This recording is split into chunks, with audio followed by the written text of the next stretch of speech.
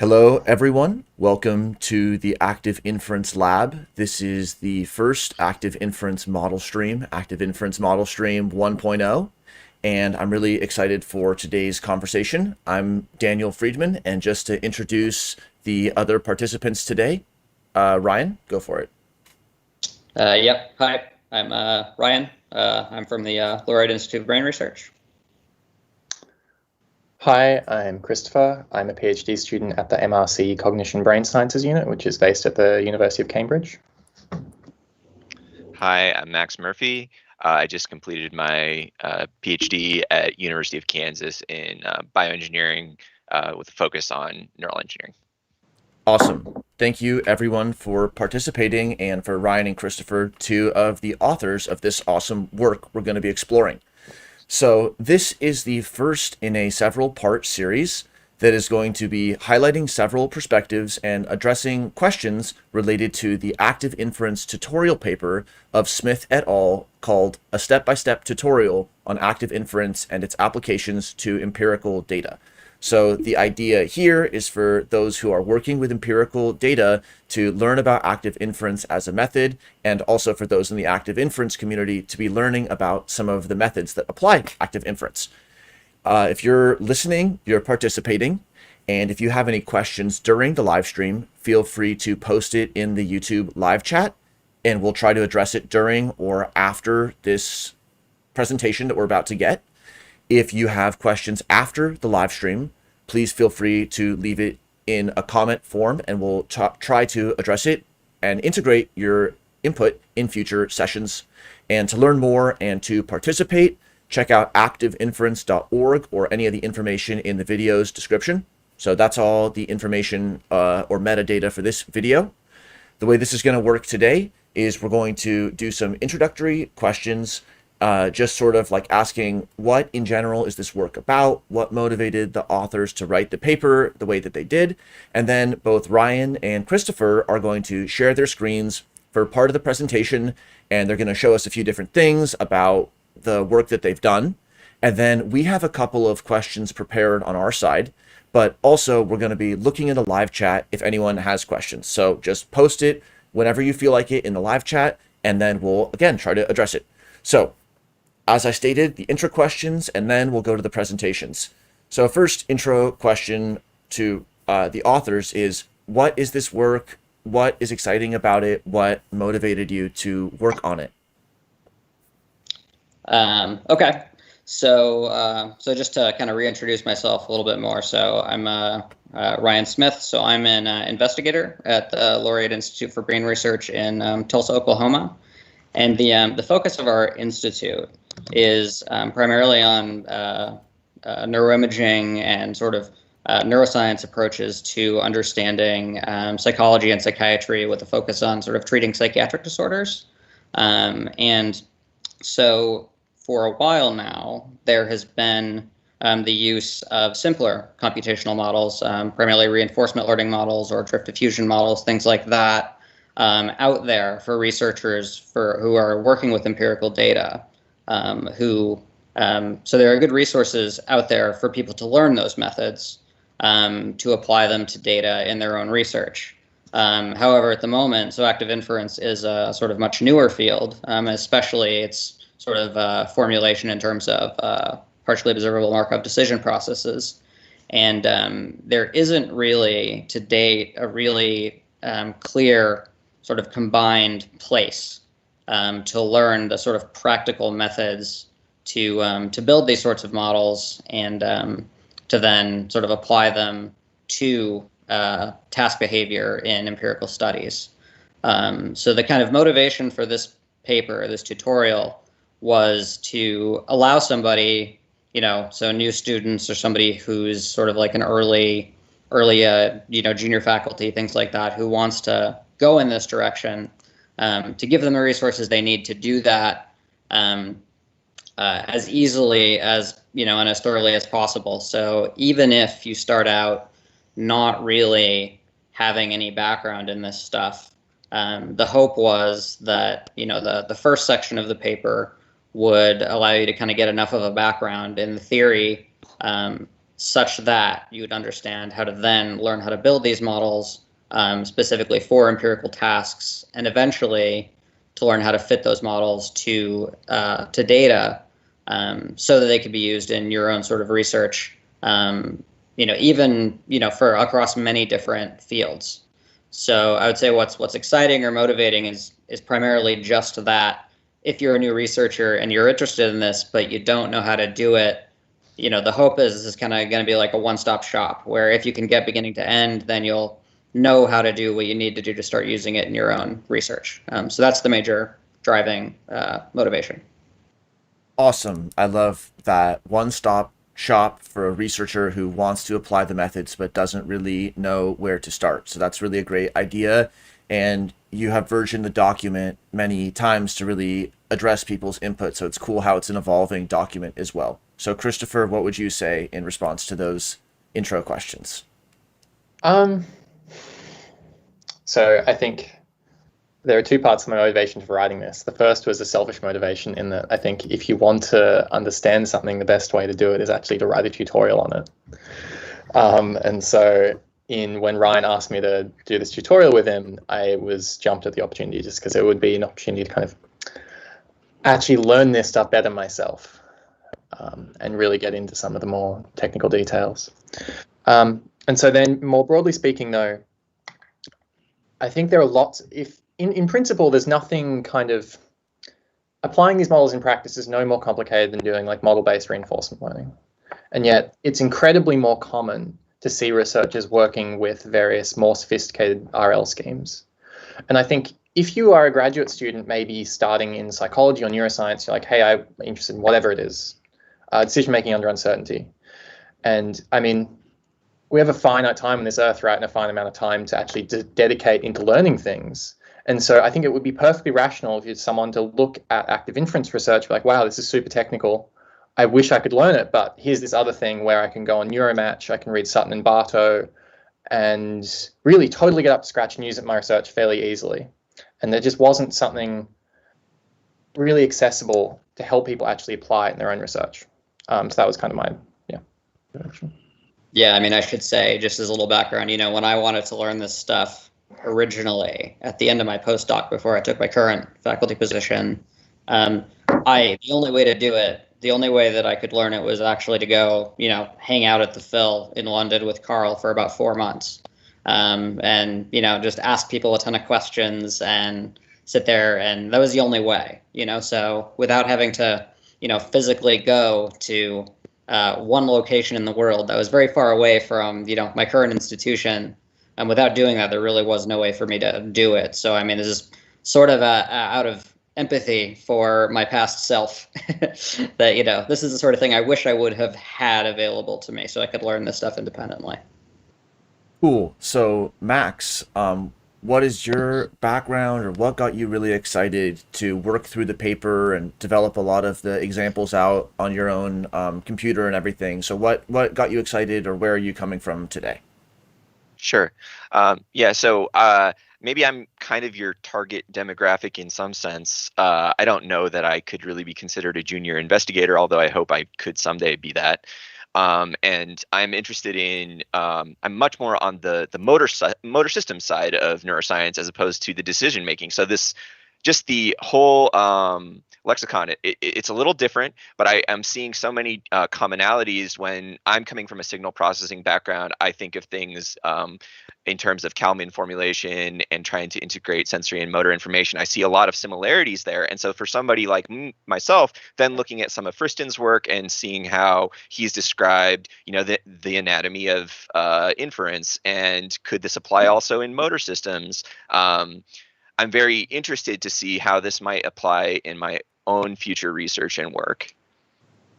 Cool. So let's just say that you were speaking, Ryan first, and then Christopher, to that early investigator, researcher of any age, who's like, okay, I get it.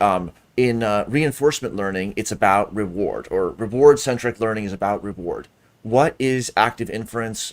How is it taking a different perspective on what it is that organisms are doing than that kind of classical account of reward-based learning, for example, or whatever you'd like to contrast it with. But what is the bridge from the kind of assumptions and implications that lead somebody to work on that classical framing versus what is the difference in thinking that is active inference, and how is that manifested in the model? So I think this is actually a really important thing to bring up right from the start, is that so there's a kind of big distinction between when people talk about the free energy principle broadly, or the philosophy of the free energy principle. There's a very kind of somewhat wide chasm between that and what gets called active inference nowadays, where active inference is a corollary of the free energy principle, but active inference as formulated in terms of partially observable Markov decision processes is quite a bit narrower, right? It's a very specific sort of discrete state space generative model, and that has particular sorts of elements to it.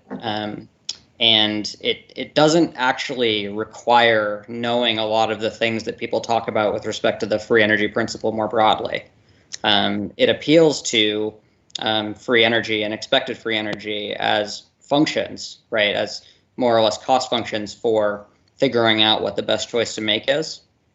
But at the end of the day, I mean, when you apply these sorts of models to behavioral tasks that get used in studies, it's actually, there's quite a bit of similarity. I mean, you can really see active inference models, or at least the MDP formulation, as just a particular, it's kind of like what Chris said, is just a particular kind of flavor almost of model-based reinforcement learning.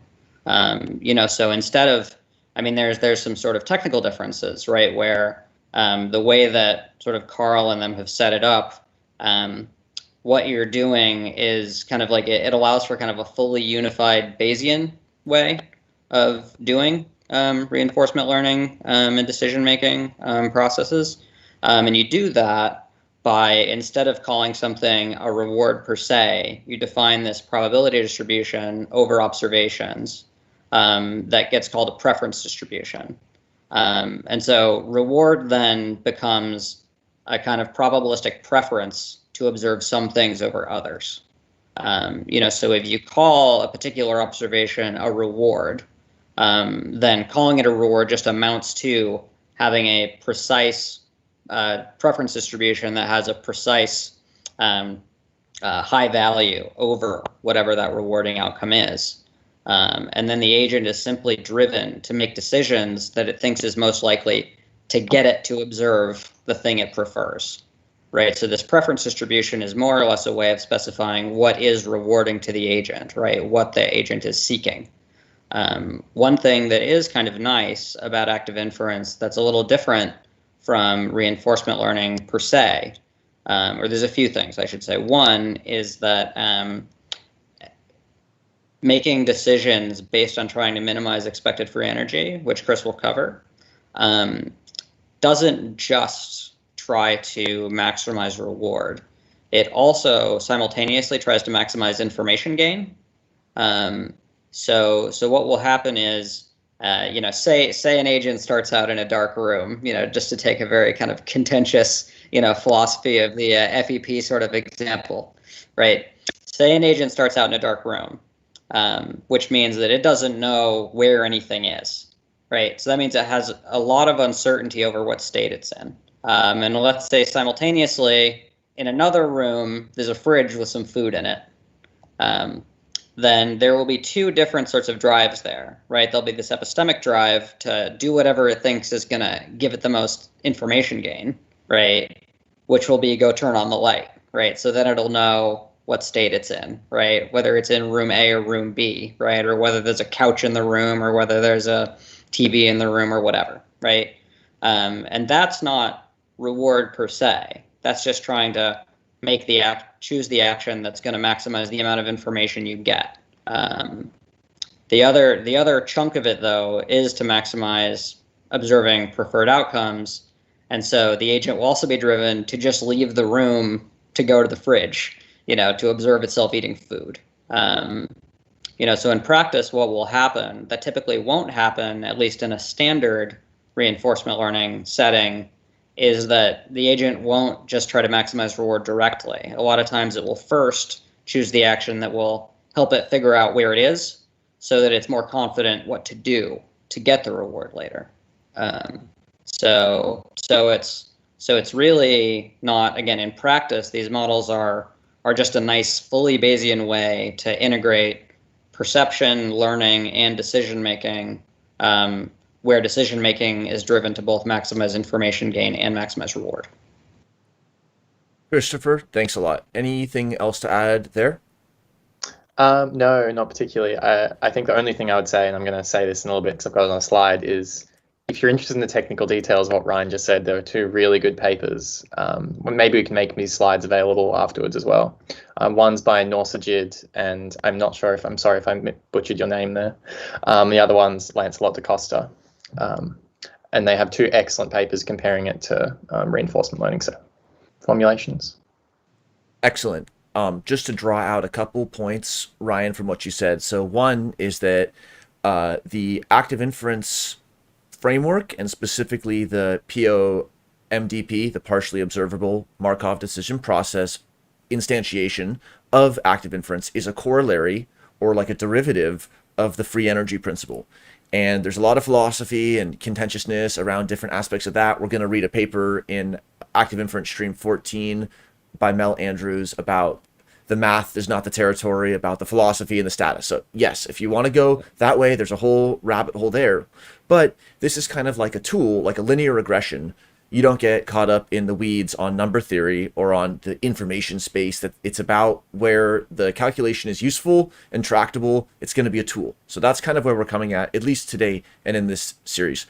Another interesting thing, and in contrast with reinforcement learning, which is kind of like reinforce what works and don't reinforce what doesn't work. That neurons that fire together, wire together, or positive reinforcement schemes. There is a reward preference built into that kind of model.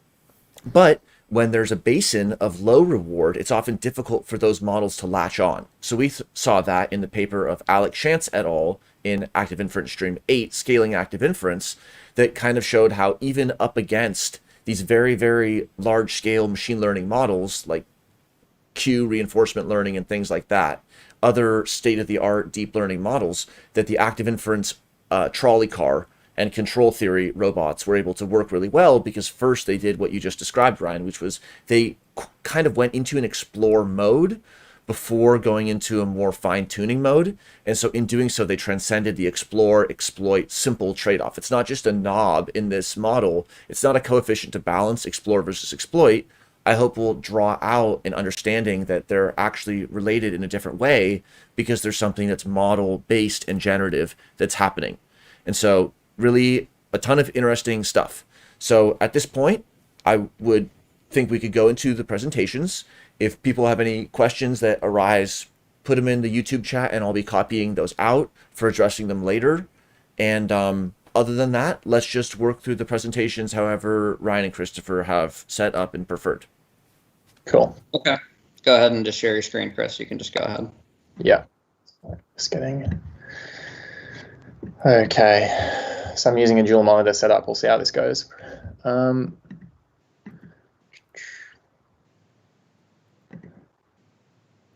Okay, sorry.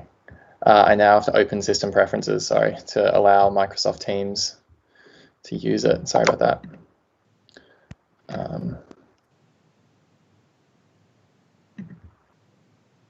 Okay. Should be with you momentarily. Cool. Good to digest. It's interesting stuff, and we're all learning by doing here. So I just really appreciate and have just seen a lot of appreciation for this kind of work, because in some ways it's like the missing piece between a lot of these hypothetical or abstract or scaffold models, or what people have heard about with respect to what active inference is, and then how it's deployed, how it's enacted. So to take the enactivist insight seriously as practitioners of science and as communicators as well, it means making this kind of work and showing us how you do it, as we all are trying to like figure out every level from literally the tech to the best way to make it rigorous and accessible the best ways to talk about it. So, yeah, what do you think about that, Ryan?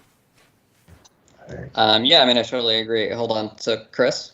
Yeah, actually, I've never used this. So there should be a little thing in the upright corner. It's like an arrow pointing into like a square. Share content. Are you guys both on PCs? Yeah. Yeah. Okay. So yeah, so it should be upright corner, like right next to the leave button. Okay. Or Ryan, you could present first, or Yeah.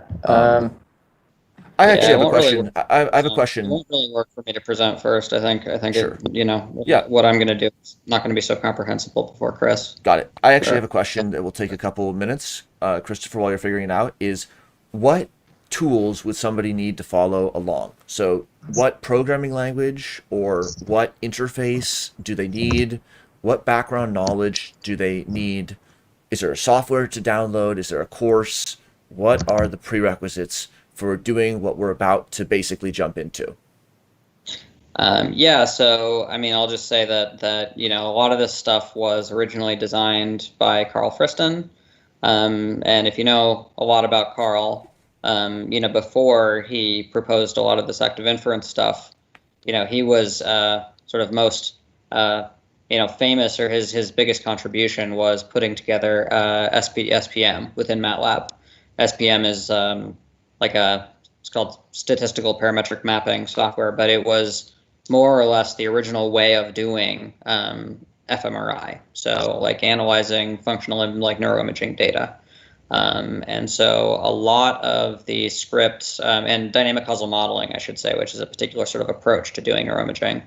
And so a lot of basically all the standard resources, all the standard coding routines, everything for actually building active inference models right now is primarily in SPM, which runs within MATLAB. And all the kind of supplementary tutorial code that we've provided, I think six or seven different supplementary scripts where you can actually run the simulations and build these models yourself. They are all in MATLAB. So if you have MATLAB, then you need to have downloaded SPM. And with MATLAB and SPM, you will have everything you need to do to open our supplementary code and to follow along. So a lot of the tutorial is actually set up so it assumes that you're kind of have the paper open side by side with the code, so you can actually click on different options to simulate and reproduce all the figures in the tutorial paper. So it's So the short answer is you need MATLAB and you need SPM. Thanks for and you need to have some minimal ability to work with MATLAB. Just to piggyback onto that, for anybody's benefit watching this in the future, whenever you're watching this, once you get the SPM folder, you'll unzip that, you'll get that folder, you'll put that somewhere on your computer. You'll want to make sure that you add path from your MATLAB workspace when you're in the supplementary code provided by Ryan and Christopher. When you're in that workspace, add path of that folder wherever you've put it, add path of that folder /toolbox/DEM, and then you should have access to the additional SPM12 scripts that you need in order to make use of the functions they've provided. Mm-hmm. Yeah, no, thank you very much. I mean, yeah, for someone who's never used MATLAB, yes, there's a few steps like that, which are, super important. Because basically all these scripts are actually within the DEM toolbox of SPM. And all the scripts we've provided call on sort of sub-functions that are within SPM. So yeah, it won't, unfortunately, none of them will work without SPM at the moment. Although there are certainly efforts to try to make some of these routines more sort of generally accessible and like free software. Like Alec Chance, for example, is in the process of I think writing a Python version the main active inference MDP script, which is called SPM underscore MDP underscore VB underscore X, and that just MDP underscore VB underscore X corresponds to Markov decision process underscore variational Bayes underscore X, which stands for factorized. And I'll go over what factorization is and how you actually code that in once we get to my section. Okay, I'm going to ask a follow-up there. So I have my desktop computer, I have MATLAB, and it's all working with referencing SPM most updated version. And I've run through the examples that we're going to be working through maybe today, or the ones that are in the paper. So I kind of hit enter and I got things to work. All the scripts are working fine.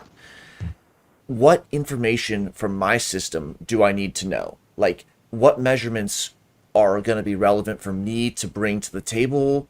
If I'm going to do a t-test for whether two ant colonies are a different size, I know what kind of machinery I'm going to need, 2 columns in the Excel spreadsheet or something. But what kind of data or what attributes of the system are important to bring to the table for an investigator to utilize the examples that you're providing? Yeah, so I mean, there's a couple things. So first, so the first goal is, you take a particular behavioral task, and you have to figure out what the right generative model is for that task. And this is the sort of thing that I'll give an example of. I can actually show you multiple examples of this. And so once you have this sort of generative model set up, then you can run simulations, and those simulations will generate observations, and they'll generate expected actions. So what you need then is you need data from an actual participant performing that task, where you'll know on each trial what the person observed, right, what the task stimuli were, and you'll know what action they actually chose. And so then what you'll do ultimately is you'll do what's called parameter estimation, which is, and again, this will be a lot more comprehensible once I actually show you. But basically what you try to do is you try to find the set of parameter values in the model that generates behavior that's most similar to what the participant actually did. And so once you find the parameters, say one has a value of 2 and the other has a value of 4, and that generates behavior that's identical to whatever a given participant did, then those values of 2 and 4, you can use those as individual difference estimates.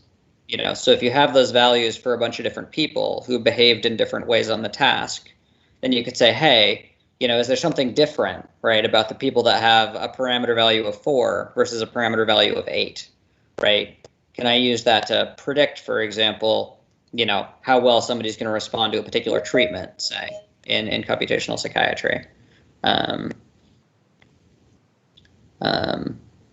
Hi, Chris, twice. Yeah. There was some.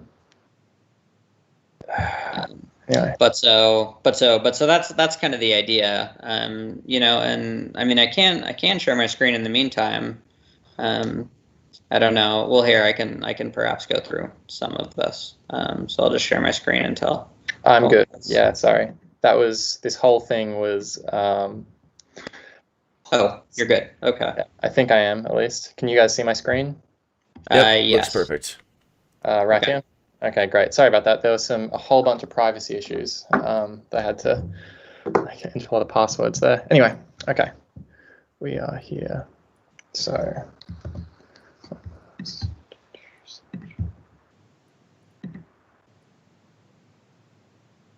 Okay, so are you guys seeing my presenter view, or are you seeing the full thing? Looks. We see the full slide. Yeah, just the slides. Awesome. Okay, so this is just kind of part 1. After I've gone through this, Ryan's going to take over and go through some of the practical aspects of it. And so then just kind of reiterate the scope and purpose. Our target audience really is kind of researchers in neuroscience and psychology that don't have a strong kind of quantitative background in maths or ML, in particular early career researchers. And we just really want to provide people with the requisite background to actually apply this in the context of their own research. Okay, and then so just to quickly highlight some really fantastic other resources. The first paper is by Lancelot da Costa, which is an incredible technical review, just came out in Mathematical Psychology. Norsajid has a really other incredible paper, just came out in Neural Computation. And I think the comparison to dynamic programming and Bellman formulations is still in preprint, if that's right, Ryan. But as well, there's some really phenomenal kind of informal tutorials with Oleg Solopchuk. I'm sorry if I butchered your name, but anyway, they're fantastic kind of informal tutorials on Medium. And then lastly is kind of the closest thing to what we're doing today is these lectures by Philip Schwartenbeck in the Computational Psychiatry Summer School. And these really are fantastic. The only difference is that they work with, to my knowledge, I think they work with the unfactorized MDP scheme, which is a little less flexible than what we're working with.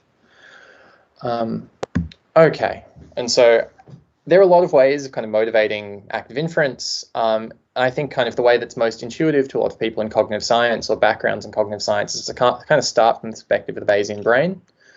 And so interrupt me if anything's kind of moving too quickly or too slowly or anything like that. But broadly speaking, the idea is that the brain encodes a generative model of the environment, where this generative model is just kind of a joint probability distribution.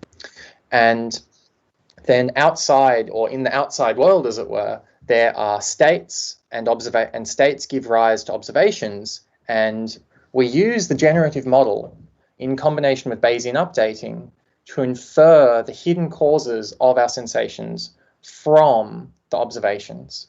And then we take actions based upon our kind of internal model of the world that couples us back to the generative process, if that makes sense. And so there's this kind of perception action loop that's always going on. So Chris, I think you might want to tell people just what the PO, S, pi is. Sorry. Okay. Yeah. So okay.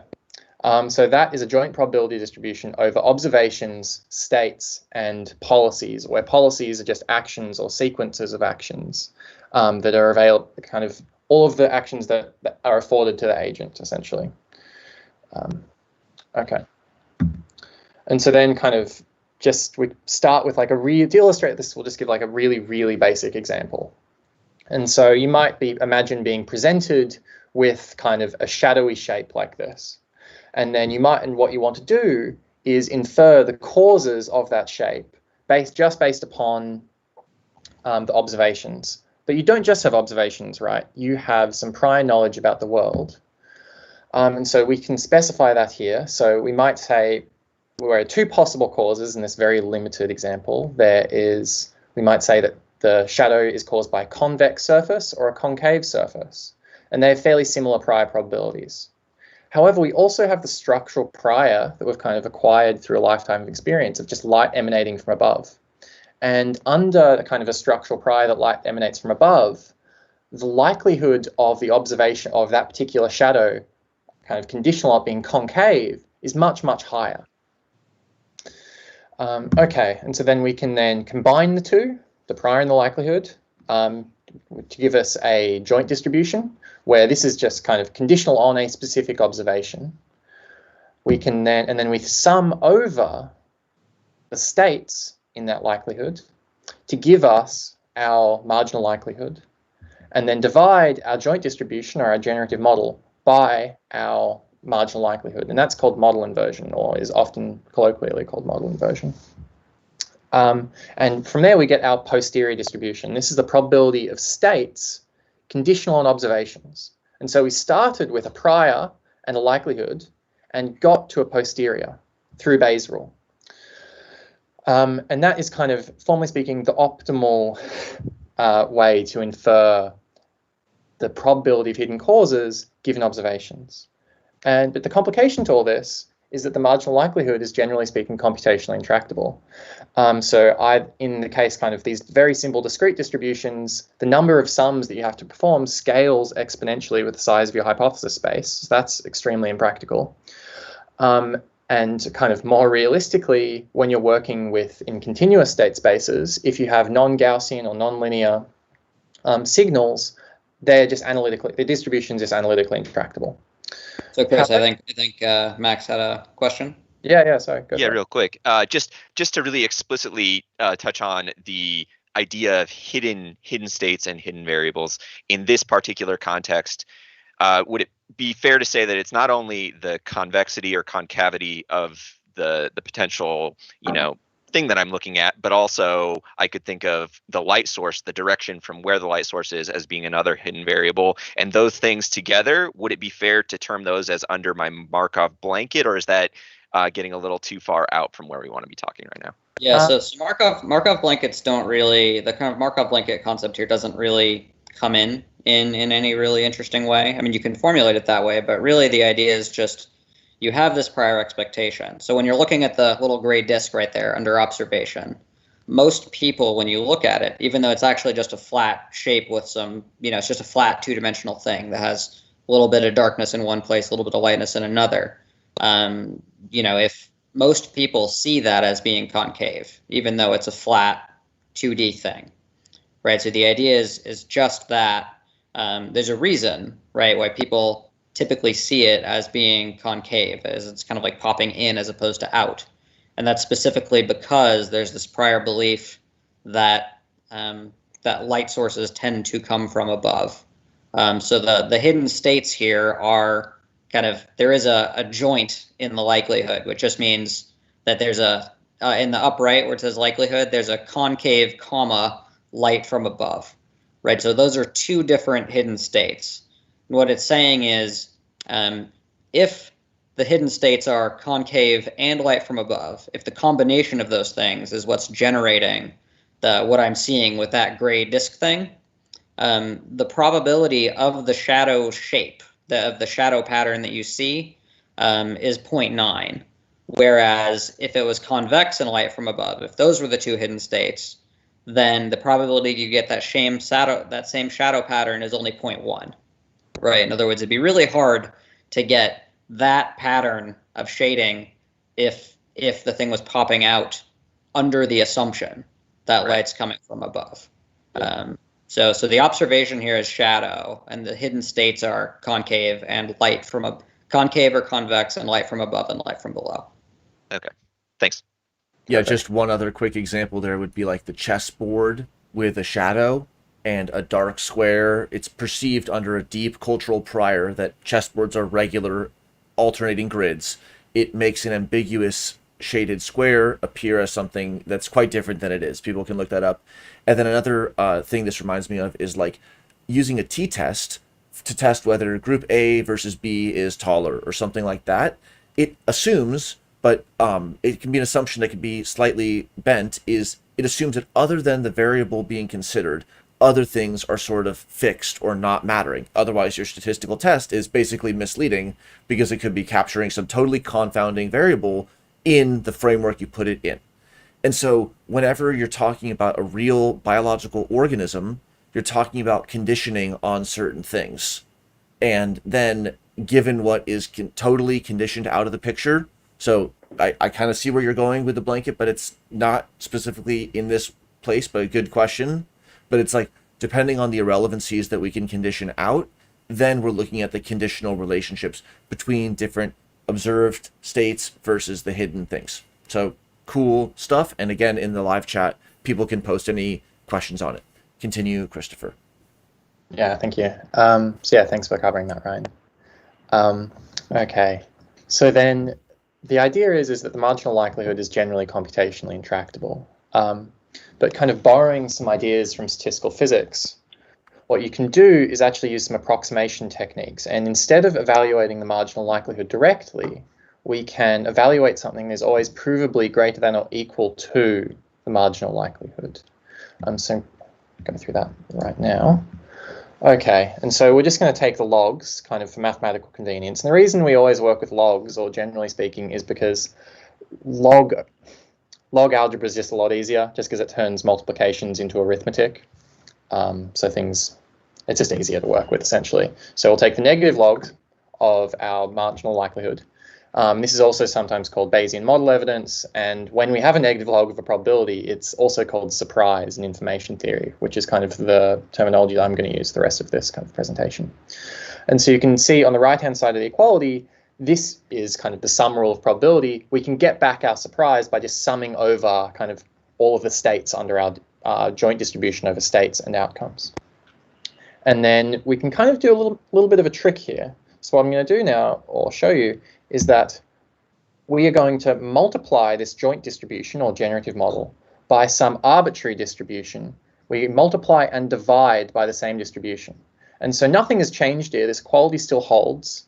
I could cancel these if we wanted to, but I don't want to.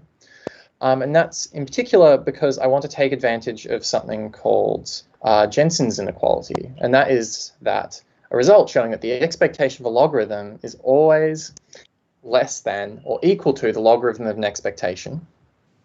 And so the idea is that this sum here, where the logarithm is inside this summation, where, so we're summing over this kind of difference between a generative model and this approximate or target distribution. When the logarithm is inside that, it is always going to be, and we're in kind of negative territory, it's always going to be greater than this quantity on the left-hand side, where this left-hand quantity is equal to surprise. Because the log is outside the sum, we can cancel these kind of approximate distributions, right, and end up back at surprise. On the right-hand side, we can't do that. This right-hand side will only be equal to surprise when our generative distribution perfectly matches our approximate distribution. And so this quantity on the right-hand side here, this is variational free energy. And so the idea is that we find the probability distribute, this approximate probability distribution, which we make simplifying assumptions about, and so we can kind of evaluate analytically. We find the value of this distribution that best minimizes F, where F is variational free energy. Does that kind of make sense? Hey, Chris, just one thing. Are you like trying to like move your mouse around to point to things? No. I'm Okay, actually putting my mouse.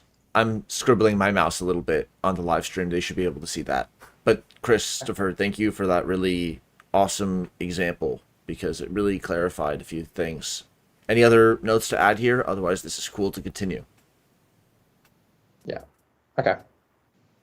So then just kind of to give a really toy example of this. So we can define our approximate posterior kind of arbitrarily as a flat distribution. We'll have a true posterior. Generally speaking, we don't know what this is, but for illustration's sake, we're going to give it to you. And then we can have a joint distribution and an observation. And what the observation will do is it's just going to select kind of a column from this joint distribution.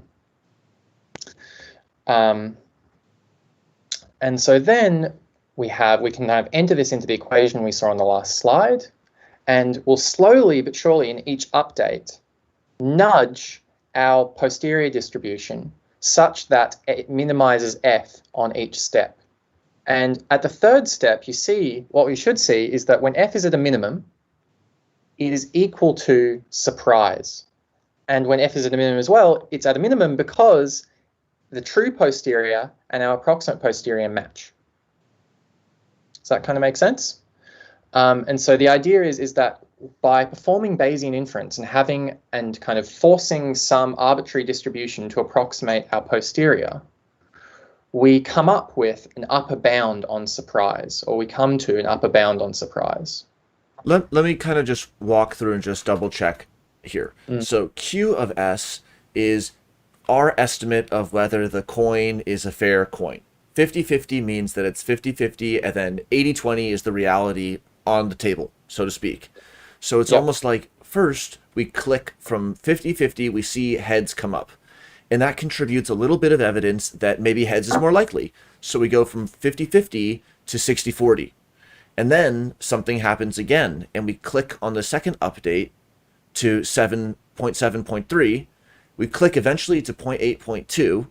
And then if we click all the way to 0.9.1, so like a 90-10, all of a sudden we go back up from 0.693 back up. So if we were to plot this final estimated F, we'd find that we are like going downhill, getting better, get to 0.693 in this discrete 0.1 movement space, and then we pop up a little bit too far, we overshoot, and we get a little bit more surprised by the distributions that we're drawing. Yeah, exactly. That's perfect. Well, the only thing that I would say that's, I mean, a little different just to note is that there's nothing in this example where you observe something over and over again. This is just a single observation once, and you're trying to figure out what you're trying to figure out what the true posterior is, trying to get as close to it as possible. So all you're doing is saying, here's this single observation, and I'm going to try out a bunch of different values for QS, a bunch of different values for that approximate distribution. And I'm just going to find the one, through this kind of iterative updating thing where I slowly move QS, to different values.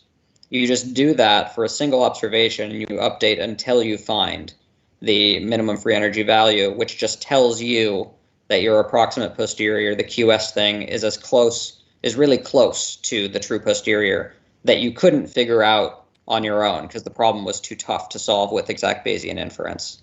So this is kind of corresponds to what people might talk about as prediction error minimization, right? So you just see this observation once, and the brain tries to minimize prediction error by minimizing F by just moving beliefs until it finds the belief that minimizes F, which is the same thing as minimizing prediction error. If that makes sense. Let me clarify, because I think that really helped me understand it. And at first I thought, wait, with one observation, because at first when I described it, I was thinking update was tied to a new observation from the coin. But then I thought, well, if you're only getting one observation, the maximum likelihood model is a coin that only comes up heads because you only have one observation.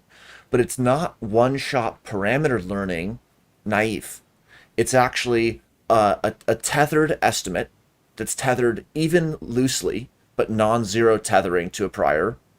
0.5, 0.5, some people will say uninformative, but all priors are informative.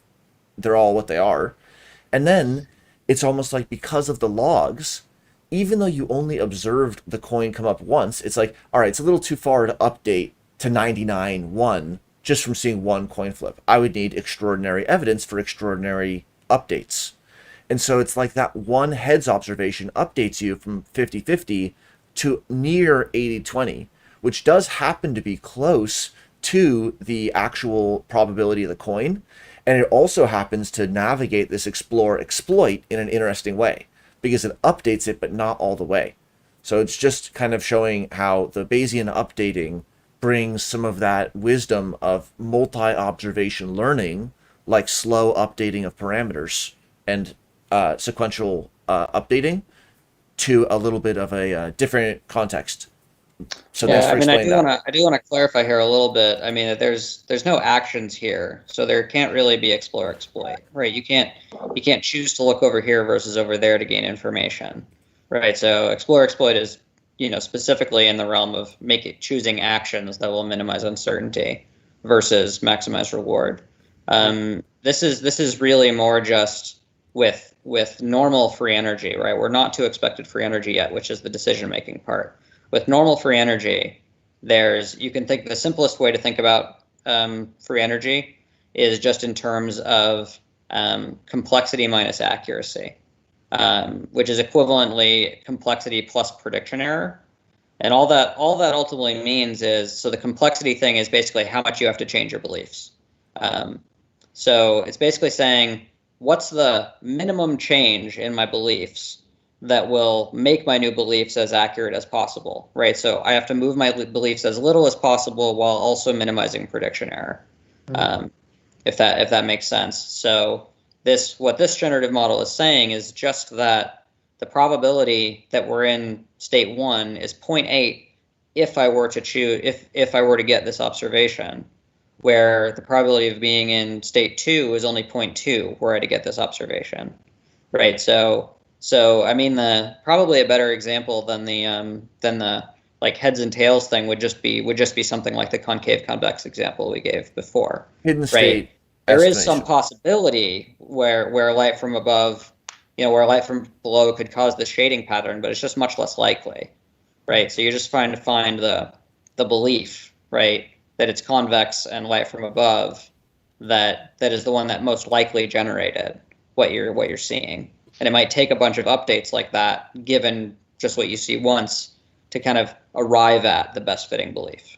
There's a related question in the live chat that I'm just going to ask because it's on the topic. They asked, is this approximate Bayesian inference thing called something else in stats outside of active inference, or is this unique to active inference because this isn't sequential Bayesian updating as you mentioned?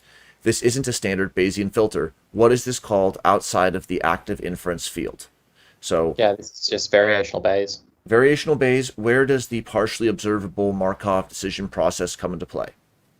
We'll cover that in a moment's time, actually. Yeah. Yeah. It doesn't come in yet. So I think one thing to say is kind of writing this tutorial, it's hard to please everyone, right? Like in going through some of the feedback, like we got some feedback where people were just like utterly confused and wanting clear explanations. And then at the other end of the spectrum, there were people wanting much more technical details, like how does this relate to things like gradient descent? Because this is just kind of a very simplified cartooned example of something called a gradient descent scheme where you're doing a gradient descent on free energy. And so I would just say, kind of to flag all of these issues is, one, I would say if something's unclear in this presentation, read the paper, because we cover things in a lot more detail in the paper. And if that isn't technical enough for you, actually go and just look at our code. We supply a kind of standalone script where it's extremely well commented. And from there, you should be able to figure out everything that's going on. So all of this stuff in this presentation is kind of necessarily simplified because you don't really need those technical details to kind of start using the framework or start getting intuition for how things work. But once you do have an intuition and you want more, just go and see the code, I would say. Awesome. It's like you can use the ANOVA package in R without going into the source code. It's helpful. It's a tool for scientists. And then if you're curious about the underpinnings of statistics and perennial philosophical debates, there's a literature and a search bar. But today, it's about the applications of these methods, which is awesome. Yeah, exactly. So thanks for everyone for the questions. Keep them coming. But this is great discussion. I really appreciate it. Okay, and so just kind of to recap there, I haven't covered action yet. I'm going to cover action a little bit. But just kind of to recap, the idea is that under active inference, organisms are we model them as if their phenotype is in their body and their brain, kind of embodies a generative model of the environment. And organisms kind of invert the generative model to arrive at an approximate posterior distribution over the hidden causes of sensory input. And they do this by minimizing variational free energy. So that much should hopefully be clear by this point. And so then onto the generative model, and it is a very specific type of generative model, namely it's a partially observable Markov decision process. And so there's kind of a graphical representation of this as a Bayesian network on the right-hand side. And I'm not going to give too much detail about this right now. I will actually build it up step by step. But just kind of prelude, the idea with POMDPs is that they describe transitions among hidden unobservable variables and the sensory data that's generated by the variables. Whoops. So those arrows mapping from states to observations give information about the direction of influence or conditional influence. So kind of the arrow between the purple node O and the green node S is mediated by the A matrix, which is a likelihood. And the transitions between states are mediated by a B matrix, which is a transition probability. And so the goal of active inference with POMDPs is to infer states and action sequences or policies by minimizing various forms of variational free energy. Okay, and so to start with a really, really simple example, we have static inference. And the idea with static inference is this is just a graphical representation of Bayes' rule, essentially. We have a prior, which is encoded in our D vector. We have a likelihood encoded in our A matrix. And we end up with an update equation, which is a softmax function. A softmax function is a normalized exponential. Whoops. And so I'm not going to kind of run through that explanation in detail. I'm just going to kind of leave the slide here so people can figure it out for themselves and pause and go back and convince themselves that this is true. But for this very simple example, the inference scheme that we're using here is formally equivalent. It's just an exact inference scheme. So moving into dynamic models, specifically so where states change over time, these are also called hidden Markov models. This is when we have to start making approximate, or when things are no longer equivalent to using active inference are no longer equivalent to exact inference. And so here we have our transition probabilities encoded in a B matrix. And this is just essentially like the probability of some state at t+1 conditioned on the previous state. And so you can see over here in terms of the update equations, we're in log space, and this little sigma thing here is a softmax function, which just normalizes this equation. And the idea is that this is kind of, sorry, my screen keeps flipping. Anyway, the combination of D and B, so our two priors, in addition to our likelihood, will give us the approximate posterior. And the reason we have this 1/2 in front is just because in practice, the approximation scheme that's used by active inference, namely variational message passing, tends to overestimate kind of the value of the posterior. And so this is kind of just a way of compensating for that. And so anyone who's kind of interested in technical details there, see Thomas Parr has a really excellent paper out in Scientific Reports on neuronal message passing schemes under various approximations to free energy. Okay, and so then the form of the free energy is just down here. And so the idea is that by iteratively applying these updates, we minimize free energy. And you iteratively kind of, you do a full round of updating every time you get a new observation. Okay, but what about policy selection? So the idea with policy selection is, roughly speaking, that policies are just state transitions that the agent has control over. So imagine you are a psychophysics experimenter and you have just a very simple, boring example of someone kind of, say, estimating the orientation of some hard-to-see stimulus. And so the policy space there is tiny. It's two options. It's left or right, let's say. Or you could have an agent that you could be simulating something more interesting in psychophysics. You could be simulating an agent navigating a maze. And then the policy space is much larger. They could go forward, they could move forwards, backwards, left, right, et cetera, et cetera. And so the idea is that active inference agents, by definition, need to select policies that will minimize variational free energy. But that relies upon observations that have yet to come. So that's kind of a problem.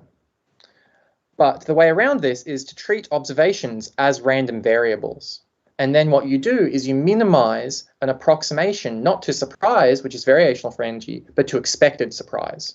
And that approximation to expected surprise is expected free energy. And so this expected free energy has two key components. The first is the expected cost. And this is kind of the idea here is to minimize expected cost.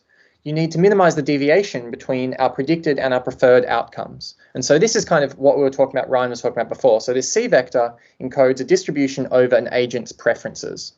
So, for example, policies that minimize expected costs are policies that kind of bring about observations that the agent prefers, for example. So if I prefer to kind of have my body temperature within a certain range, the policy would be maybe staying inside because I live in England and it's like -1 outside, for example.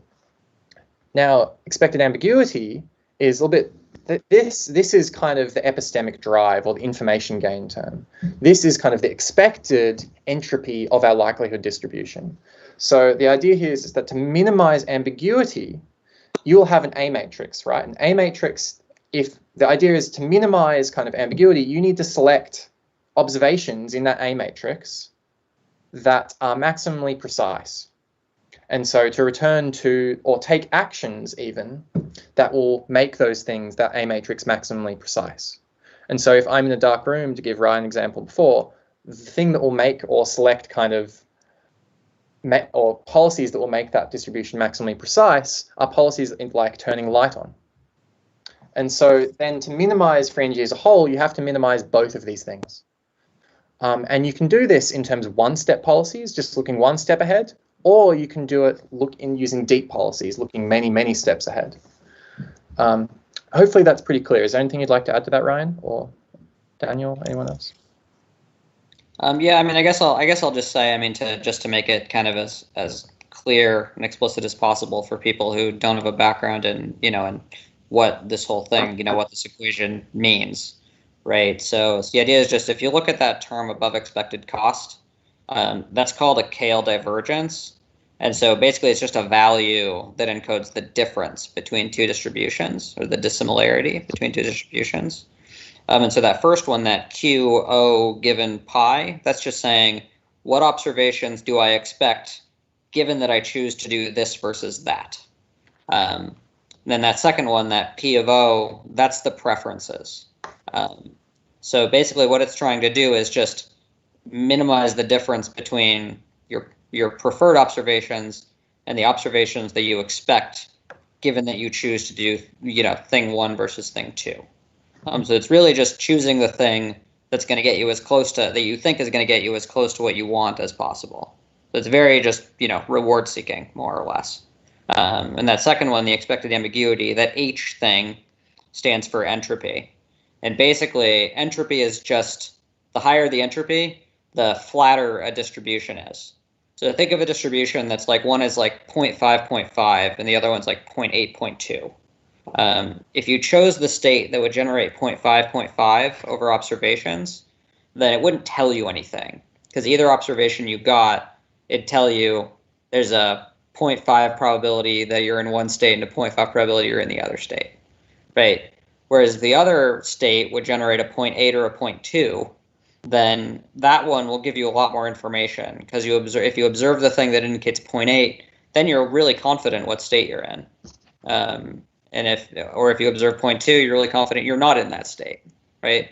So you're just seeking out the thing that you think will get you what you want as much as possible, but also moving to the states that are going to give you the observation that's going to tell you the most about where you are, if that makes sense. So just for people who aren't necessarily as familiar with reading the kind of notation in these equations. Thank you, Max. Yeah, just one point of clarification, and then I just wanted to tie it back to the example we had discussed previously. So first, I want to just make sure I'm understanding correctly that the D in that equation is the KL divergence. So that's an operator. It's not the same as the D that's in the figure in the block diagram. No, that's the KL divergence. That's that's kind of a standard way of representing it in other papers. That's just kind of pasted in, but it's not very clear. That should be the KL. It has nothing to do with D. D sub and KL. Then the D that's in this graphic in the block diagram, would that be analogous in our previous example where we were talking when we illustrated step by step? That would be our 0.5, 0.5, but it in this context could be much more complicated than that. Yeah, in a simple example, it would just be your prior, right? So if ahead of time you think that like ice cream is more likely than donuts, right? Then that could just be like 0.8, 0.2. Or if you have no idea whether it's going to be ice cream or donuts, it could be 0.5, 0.5. And for anyone who is like wanting to get into optimization and how do we know whether or not this is going to converge when we do our message passing algorithm back and forth, there was a really good citation, and that's the one that was alluded to at the beginning of this on the slides, right? The technical papers, is that correct? So the citation to do with message passing in particular is a paper by Thomas Parr. So that is in Scientific Reports. Yeah, we can, I think, do you have show notes? I assume we can link to that. Yes, please. And I have a couple other general questions from the live chat, but I think we'll take them at the end of your presentation as we turn towards some of the neurobiology beginnings and a few other aspects. So continue, Christopher. Yeah, cool. Thank you. Okay, and so then kind of just to close, or just to briefly recap, so there are multiple stages to this, to policy selection. So under a generative model that has multiple policies, you need to minimize your free energy with respect to each policy, your variational free energy. And so you might think about this as, say you're coming to a set of traffic lights and you have a whole bunch, you could turn left, right, or go straight ahead. Those actions are possible, but you then get sensory input that says there's a no left turn sign.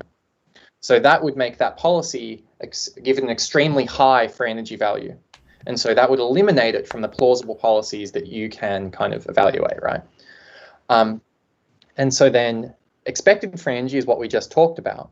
And the posterior distribution is actually the softmax function over both of these. And so this, because kind of these are both negatives, policies that best minimize both variational free energy and expected free energy will have the highest posterior value. And then kind of, is that clear? There are a couple of caveats to all of this, but just wanting to make sure. Ryan, do you want to add anything here? Well, I just say just so anybody who doesn't know like what a softmax function is. Yeah. So all that means is that, like, for instance, when you take minus f minus g, that's not going to give you something that's a true probability distribution, right? It's not going to be a thing that sums to 1, right, where probabilities altogether sum to 1. What it's going to do is give you this negative, a bunch of negative numbers, right? So what a softmax function does is it normalizes that, which just means that it takes the kind of relative values, of each of those things and turns it into a probability distribution that sums to 1. So what you end up with, that bolded pi symbol, is just a probability distribution that's assigns a probability to each possible policy. And a policy, by the way, is just a sequence of actions, right? So one policy might be like turn left, turn right, and another policy might be turn right, turn left. And so it's just saying that that minus f minus g thing will just be turned into a probability distribution, and that probability distribution over different policies is what the agent will sample from, right? So if pi says this policy is 0.8 and this other policy is 0.2, then the agent will be a lot more likely to choose the policy that's 0.8. Yeah.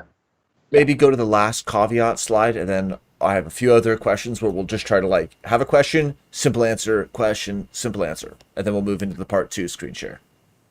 Okay, so the two caveats are just there are two extra components to the POMDP. That is namely the E vector, which you can see is kind of pointing to, or there's that E block that's pointing to policies, and then there's our gamma as well that's also pointing to policies. And so E is generally speaking, how one models habit formation, or one way of modeling habit formation. And so I'm not going to talk about that now. I just kind of wanted to flag it. Then when things come up in learning, you won't be surprised there's now this extra term in the policies. And what gamma does, gamma is essentially weights the contribution of G to policy selection. And so the idea is, roughly speaking, is that G is essentially you have your prior distribution of policies, which doesn't take in F at all. And then you have your posterior distribution, which takes in F. And then you look at the difference between those. And if there's a large difference between those, roughly speaking, then gamma will go down. It will essentially downweight the contribution of expected free energy to your posterior over policies. And this is kind of linked to, this is how we model phasic dopamine spiking, for example. I'm not going to get into any more details there because I think it's actually much easier to just have like a fully worked example, but I did just want to flag all that stuff. Okay, so I think that was my last. So that's like this tightening of strategy while things are effective, but not overfitting, but a tightening while things are working. And then during a mismatch, a period of high uncertainty or ambiguity, there's actually a movement towards more exploratory behavior. Okay, let me try to go through a couple of these questions. So we'll just try to have the sort of clippable. One further thing I just wanted to clarify about that, though, is that so gamma thing, really you should think about that as kind of like the precision estimate for expected free energy. So all it's doing is just saying, hey, if things were super different than what I thought they were before, policy-wise, then, I mean, in some cases it's a little more complex than that, but basically, I can't trust my expected free energy estimate as much, right? Right. So I should sort of downweight how much my expected free energy contributes to what I choose to do because it's not as reliable, right? So it's just saying how much should my habits and my current observations affect what I do versus what I expected ahead of time, how rewarding they were going to be. Right. So if the clock has always been accurate, and then you look at it and you're like, wow, I didn't know it was 1 p.m., you're like, I believe the clock. But if you know that the clock is inaccurate, and then you think, I thought it was noon, I looked at it, it said 1, but who knows with this clock these days. So that's about the confidence in the observation. Okay, so policy selection. 2 quick questions on that. The first one is, what is the time scale of policy selection, and does this model assume any particular temporal scale? So I mean, temporal scales are kind of just whatever you want them to be, right? So like, in the context of a task, right, you might just say, here's time point 1, which is where, a participant gets some observation, right? And here's time point 2, which is where they choose an action, right? In which case that would be a 2 time step trial. And I mean, it doesn't really matter, right? I mean, the stimulus might be on for 5 seconds, or it might be on for 1 second in the first, time step in the trial. And maybe their decision takes half a second, right? So time step 2 could be half a second, or it could be like a minute, right? I mean, so time steps are kind of whatever you define them to be relative to a task. And is that in another because you're- session, when we get to hierarchical models, you will have higher levels that operate on slower timescales than the lower levels, but that's a kind of more complex thing that we'll have to cover later. Okay. Another policy-related question is, can you comment on different forms of policies, such as plans from tau equals 0 to big time t, so from the beginning till t, and then tau equals little t to big T, belief action policies, tree search followed by belief action policies, and then how is this related to different constructs such as working memory and habits? So maybe just first part of the question was, how are different kinds of policy estimation undertaken? And the second part is, how is that related to maybe different constructs we have with regular vocabulary like working memory or habits? Do you want me to take that, Chris, or do you want to? Yeah, I'm happy to take it, I suppose. So you can have shallow policies, or you can have deep policies, where deep policies are just kind of time point 1 to t, and you're just summing over basically it's the path integral, formally speaking, just over expected free energy, and that is updated at each time point. Or you can have shallow policies where it's just 1 time step. How does this relate to like things like tree search and all that stuff? Well, it depends. So I'm assuming that question means that you're kind of familiar with like Bellman formulations and that kind of thing.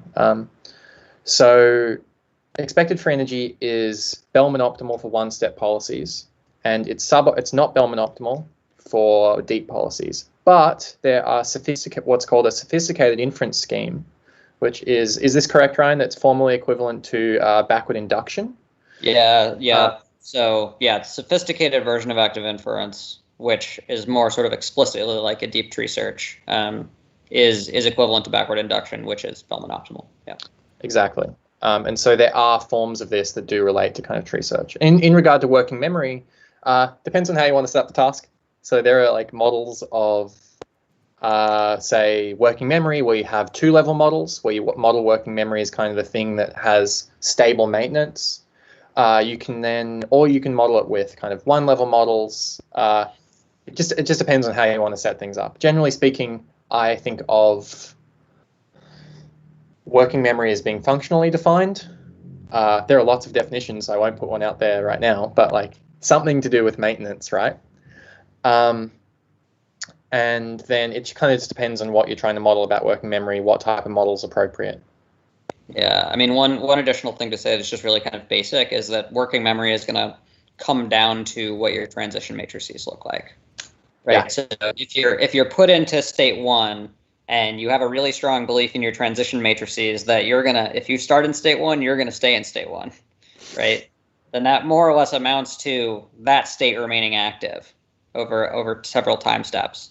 And if you learn that at time step 1, and then at time step 4, believing you're in that same state tells you what action to do, then that's a type of working memory. So, right? Thomas Parr has a really awesome paper, Prefrontal Computation as Active Inference, where he kind of thinks about transition precision in terms of excitatory recurrent connections in lateral PFC, essentially, which have been linked to things like maintenance. Cool. One last quick take before we go to Ryan sharing your screen is related to modeling a given behavioral task. What are the criteria for setting the factors where the model will be embedded? So how do we just sort of operationalize the kinds of things that we take into account in this model, I believe is what the question is asking. I mean, there's in a lot of tasks, there's probably not one unique way, right? I mean, that's kind of where the kind of creativity problem solving aspect of this comes in, is because, you know, you kind of have to figure out, right, what factorization structure, what generative model structure, whether it's factorized or not, right, or what different sets of ways to set up a model that can generate behavior that you would see in a task, right? I mean, I'll give you an example, right? When we build this task model together in my part here, but you know, in a lot of cases, you can make something factorized or you can make it not factorized, and you know, sometimes you can set actions up so that it has to do with probabilities in the B matrix and in your transition beliefs, and in other cases you can set it up so it's in the likelihood in the A matrix. So it's not, there isn't, my point is there isn't one unique solution always for what generative model to use, and a lot of times you might try out multiple generative models and then do model comparison to figure out which one's best. Yeah. All right, maybe while you're setting up your screen, I'm going to ask one more question. Somebody wrote, I'm still not exactly clear on why you would want to maximize information and minimize the difference between your desired outcomes and your expectation. What advantage is afforded by maximizing information if it doesn't enhance the likelihood of receiving the desired outcome?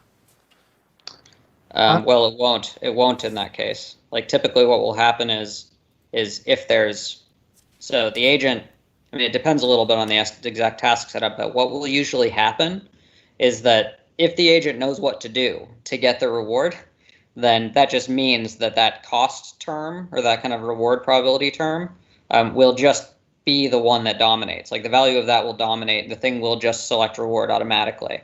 The information seeking will typically only have a high weight if it's the case that the agent doesn't know what to do yet to get the reward. You know, that reminds me a lot. It reminds me a lot of the game theory strategy, which is like tit for tat, but then you start out playing nice. It's like default to being cooperative, but then have a strategy. And so it's sort of like a meta approach, which is if you're winning the game of Go or chess at whatever training level, then what is there to do? Your strategy's working. But then when there isn't a victory observation, then it entails an exploratory search that percolates through higher and higher abstractions of learning in the system. So I hope that we can make that a little bit more tangible with this session right here. So we have 40 minutes left. And again, this is just part one of multiple. So let's go for, 20 to 30 minutes, followed by 10 to 20 minutes of wrap up and final questions from the chat and a couple other ones I have stored up. But thanks, and take it away, Ryan. Okay, so I want to just ask real quick, can you guys see my mouse if I point to things? Yes. Yeah. Okay. Because I need to point to things when I'm presenting this stuff. So, okay, so just kind of, again, to get to scope here, I mean, the end goal of the tutorial is for people to be able to actually do research with these things, right? So the end goal here is to learn how to build task models for empirical studies. And the basic idea is that you're going to have participants perform a task.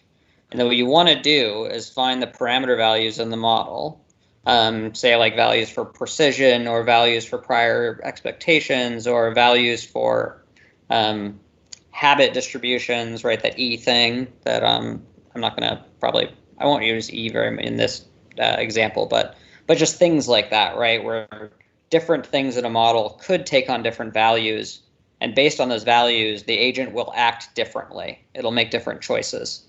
And so what you want to do is take the behavior of an actual participant and then find the values for those parameters that will best reproduce their behavior. and then once you have those parameters that best reproduce a given person's behavior, and you do that for all the participants, then you can just use those values, those parameter values, as individual difference measures. You might say, like, if one person has a higher precision, a higher A matrix precision than another person, does that predict something about, for instance, how well they're going to respond to a treatment, like in computational psychiatry, or can that tell you something about, some other cognitive function, or, et cetera, et cetera. So the goal, again, is to get people to that point where they can do that. Like I said before, this is the kind of thing that people have been doing for a long time in reinforcement learning. But it's new. It's a novel, sort of not very common thing yet to do in active inference because not enough people know how to do it. And so, I can give you examples here if I can get my,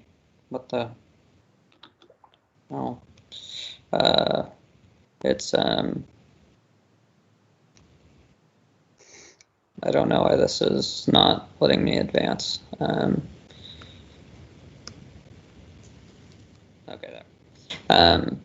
So, and these tasks can vary. In another session, we'll, walk you through how to build like a perceptual task that's like widely used for like EEG research, as well as neuroimaging research more broadly, but called like an oddball task, which is primarily a perception task. There are also sorts of inferential, like prospective decision-making tasks that you can use that don't involve learning. And then there are tasks that, that use reinforcement learning or explore exploit dynamics. And then you can also use it with neuroimaging, right? You could say, like, trial by trial, where are the prediction errors, in the brain? What parts of the brain look like they're doing the free energy minimization, trial by trial. So there's things like that you can do. Why? Okay, there. And so, sorry, what? Just that really reminds me of, just to pull back a level, making measurements of a biological system like gene expression or neuroimaging, and then saying, well, what gene is upregulated in people who have this condition, or what brain region is activated in this condition, and we're taking that beyond the simply descriptive, beyond the just measure and do a t-test, and we're thinking about these observations, these behavioral phenotypes, as being emitted often across tasks potentially, or across modalities, emitted by a generative model that has these higher level parameters that shape the way that the person or the organism responds to stimuli under a certain specific framing of a time and task dependent model. Just to sort of pull back a level and give that, but continue, Ryan. Mm-hmm. So I just want to say that, this is kind of a new thing to do. Not very many people have done it. My lab has kind of been trying to kind of get this approach out there more.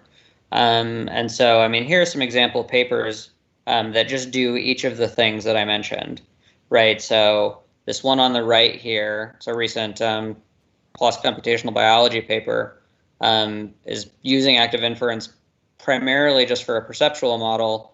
And with that one, we were just looking at interoceptive processes, right? So for instance, every time people feel a heartbeat and then indicate by pushing a button that they feel their heartbeat, who does better than that than others, and why, right? And some people might have stronger prior expectations that they are or are not going to feel a heartbeat. And some people instead might just have different levels of sensory precision, right? Like they treat the signal coming up from their body as more or less precise, right? So that's like one example. This paper in drug and alcohol dependence was a learning an action or a explore exploit and reinforcement learning task that was applied to people in substance use. And then this one in the lower left, this greater decision uncertainty paper, is an example of purely just sort of planning, like decision-making inferential model without learning. And then Philip Schwartenbeck's paper up here on the right is an example of using active inference to look for the neural correlates of particular model parameters. So for instance, with the drug and alcohol dependence paper, it just used this simple explore exploit task where people had 3 options. They could push button 1, 2, or 3, and then you could either a green or a red ball would kind of fall. And green meant they won, and red meant they lost. And initially, they didn't know, what the probability was of winning or losing for each button. So the first few choices they had to kind of explore, right, to figure out which one's giving the most greens. And eventually they become confident that one of them is best, and then they kind of stick to that one. And I won't go through it, but you can specify a particular version of the graphical models that Chris showed that generate appropriate behavior like participants do on this task. Again, I won't really go through this, but this is what the likelihood or A matrix would look like that they would, where over time they would learn these A0 values that basically say, if I choose slot machine 1, 2, or 3, what's the probability that that's going to generate this row, the observation for this row, which is a win, or the observation for this row, which is a loss. And then the C vector here, the one that encodes reward, just says whatever the CR value is, which would be a positive number, just says I prefer winning versus losing by some amount. And then this is the equation for learning, and then this is just showing the expected free energy equation. And again, this isn't the example I'm going to work through, but what you could do, I'll skip that, is you could find that people with substance use showed lower action precision. In other words, the behavior was a little more random. They showed higher learning rates for wins and slower learning rates for losses compared to healthy people. Right, so you can tell this interesting story about, hey, like if people with substance use learn more slowly whenever a bad thing happens when they take the drug, but they learn more quickly every time they feel good right after taking a drug, then their behavior is going to have a much harder time stopping taking a drug, despite the fact that it has negative consequences. And so you can fit. These are just group estimates, just showing in a Bayesian way that learning rate for losses was different in people with substance use than healthy people. And the example for just planning and decision making without learning, this was an approach avoidance conflict task. Basically, people just had to decide where to move this little avatar dude on along this little runway line. And the closer they were to like the sun and a bar that had lots of red, that meant they were going to see a nice happy image, and they were going to win some points. The more red in the rectangle thing, the more points they would win. And the rainy cloud meant they were going to see like a really terrible picture and hear like a terrible sound. So in some cases, they would need to say, okay, I'm willing to go through seeing this really negative aversive thing to win a lot of points or not, right? So in this model, it's just trying to say, they start in the middle, for example, how close do they decide to get to one side or the other, which controls the probability of getting what's on one side or the other. So it's just planning where to move, right? There's no learning because they already know exactly what the rewards and punishments are. And so in that case, again, I won't go through this, but you can specify a generative model for this in a similar way. You can run simulations about what people will do under different parameter values. This beta thing is the expected precision or expected free energy precision. And EC here is just how much they like the reward, like the points relative to how much they dislike the negative images. And we just called that emotion conflict. That's just another way of presenting the generative model. I won't go through that. But here, again, you can show, for example, that people with depression and people with substance use showed less emotion conflict than healthy people, and they showed greater decision uncertainty than healthy people. They showed they had lower expected free energy precision, which corresponds to higher beta values. So that's just another example. I think one thing that From the presenter view, you can't see questions. But now that I'm not in presenter view, I can see that Daniel had his hand up. Oh. Sorry. Oh, okay. Yeah, just yes, this is great stuff. I just want to highlight a few pieces here. So with that same task, you could imagine a purely descriptive model and a paper being written on something like people who have X diagnosis are more likely to approach when there's conflict or something. So that would be a purely descriptive finding based upon the same exact data. Now, what this tutorial is about is using the exact same behavioral data within and across participants, and then modeling underlying parameters that have a very specific graphical layout and relatedness. So here, we're talking about a t-test basically being used on a summary statistic. So they're not just different in the descriptive outcomes, like this group was more likely to gamble on red. This is like saying this group had a higher hidden state variable that we're going to attach to what we're going to call like gambling propensity. Now that relates to a question from the chat, which is, and a really important question, how are the neurobiological interpretation of the agent's generative model parameter estimates done with respect to the parameter model? So how do we go from a summary statistic or a graphical model estimate to a neurobiological interpretation, let alone intervention or anything like that, but just mainly the interpretation side? So we have a whole section in the tutorial on the neural process theory that's associated with active inference. That's something that we're going to we plan to talk about in another session, probably in part 2. So I'm probably going to hold off on describing that in detail right now. But the kind of quick version is that the neural process theory just makes certain assumptions about how neurons can be connected up to do this kind of thing. So for example, you can have different rates at which your beliefs change, rates with which your distribution over states becomes more or less precise.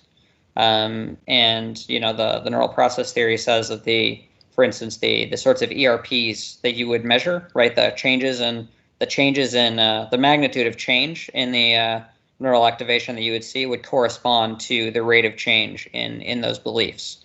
Essentially, you can think about it as how quickly prediction error is being minimized as well.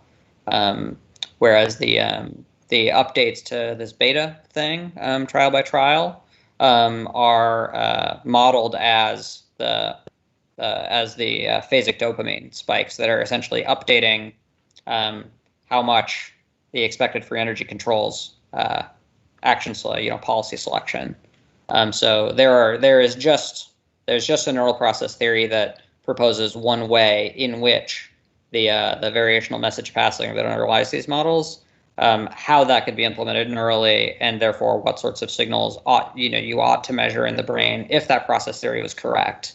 But it's really important to recognize that there are several different possible process theories that you could come up with, right? So there's many different ways you could connect a bunch of neurons up together to implement these sorts of models.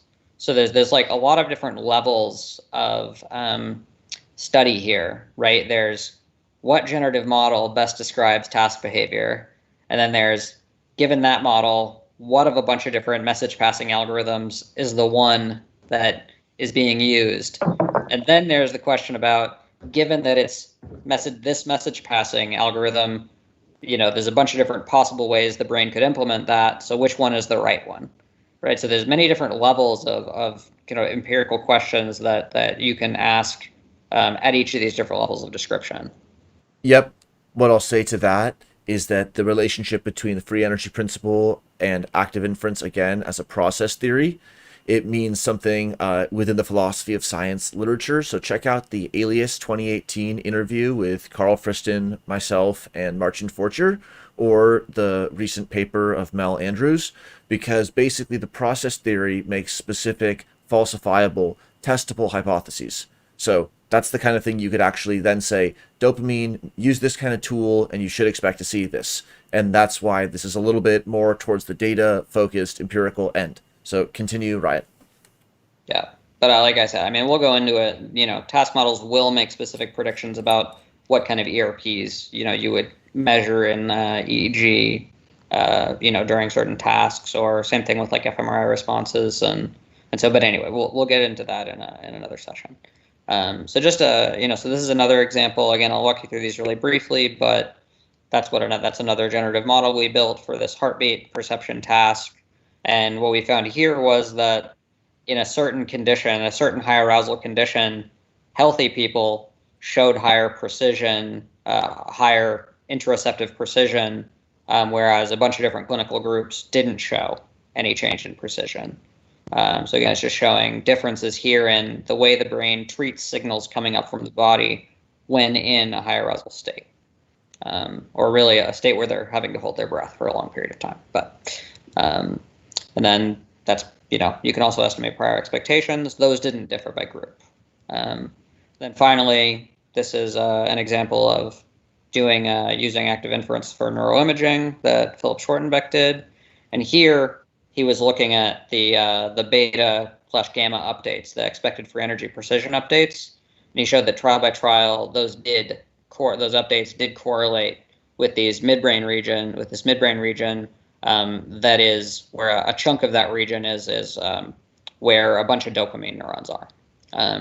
So sort of consistent with this kind of idea that phasic dopamine responses are the ones encoding these changes in expected free energy precision.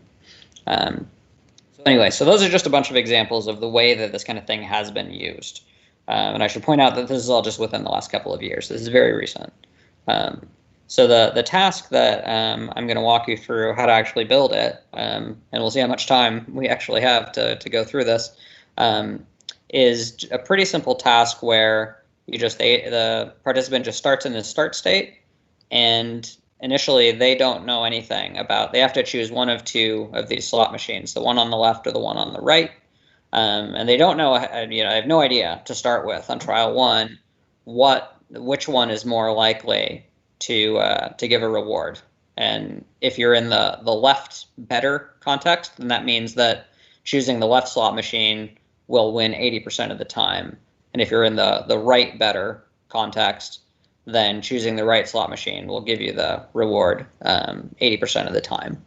And so crucially, if on the first time step they just choose a slot machine, then they'll win $4 if they're right. But the other things, that'd be kind of like the reward seeking thing. You know, they want as much money as possible. But what they can also do is they can first ask for this hint. If they choose to ask for the hint, it will tell them what context they're in. It will tell them whether it's left better or right better. And then they can choose one of the two slot machines. And again, they'll win 80% of the time if they choose the right one based on the hint. But crucially, if they take the hint first, then they'll only win $2 if they get it right instead of $4. So in other words, taking the hint is costly. So you can think of choosing one of the slot machines right away as being this kind of reward-seeking thing, where it's also risk-seeking because you don't know ahead of time which one's the right one. Or you can do this information-seeking thing where you choose the hint first, even though that'll get you less money, but you'll be more confident in which one's right. So it's set up specifically to have this information gain component by choosing the hint, and the reward-seeking component by choosing one of the two slot machines. So the question is, how would you actually, in practice, build a model of this kind of task? Now, the first thing, so there's going to be some basic steps to do this. One is to define whatever your initial state priors are, and that's going to be that D thing. And just as we'll go into this more with the learning, but big D, if you use both big D and little d, big D is kind of like the true generative process. The real thing out in the world that are generating the observations. And little d, if you use it, is what's in the generative model, so the agent's beliefs, right? And those two can be, so big D and little d can be different. If big D and little d are the same, that means that the agent's beliefs are accurate. So if you want the agent to learn or to have different prior expectations than what the true ones are, then you have to use this little d thing. Same thing here. We have to define the likelihood or the state outcome mapping. and that's going to be our big A and our little a if we want it to learn and have different beliefs than the true ones. We have to define the preferences over outcomes, right? So that's going to be the C thing. Then we have to define the possible transitions or actions. And so, if there's just one transition matrix for a factor, that just means the agent has no control over what it does. But if there's a state factor that can have multiple possible transitions, where each transition is like an action, then the agent can choose policies that correspond to different transition sequences. So for instance, well, I'll just show you. But then for V here, the last thing you have to define is policies, which is this thing V in the code. And that's going to be specifying different sequences of B matrices, different sequences of possible transitions that could happen over the course of the trial, and that the agent could choose one of those transition sequences. To just jump in, really quickly, for each of those, then if there's if I'm talking about a different outcome modality, I would have to have one of those parameters for each outcome modality. Is that correct? You would need to have, so there's going to be one A matrix for each outcome modality. And that's just going to say what outcomes are going to most likely to be generated given each combination of states. So given the value of each state factor. And these are things that come up in experimental design, right? So like the probability that a given machine would dispense a winning ticket, or that's something I should be thinking about as the empirical person designing my experiment, right? Yeah, exactly. So I'll show you here, but right. So typically, you can do it other ways, but typically this likelihood thing is what would define the reward probabilities, right? So you'd say, given that I'm in the state of having chosen the left slot machine, that will generate the reward observation with 0.8, and the not reward observation as 0.2, for example. So just saying the reward probability is 80%. And the agent would, if you want them to learn those reward probabilities, then you'd specify one of these little a things, and then you'd have it learn it over repeated observations. It's such a critical and really fascinating point that reward isn't absent from the model. Through the preference vector C, it's baked into how policy is calculated.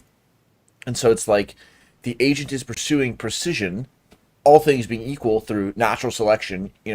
Unsuccessful models are just not going to exist.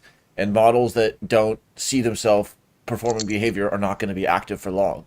So under a model of a successful preference, then there's just a convergence towards that with whatever affordances are at hand. So it's just a really interesting way to see how reinforcement learning situations can be adapted. So the 18 minutes. I mean, some of that gets a little bit more into the kind of like free energy philosophy stuff, but I mean, yes, like the assumption is that people inherit preferences that keep them alive. But in kind of like an empirical task context, you just use the C vector to just define what counts as the reward.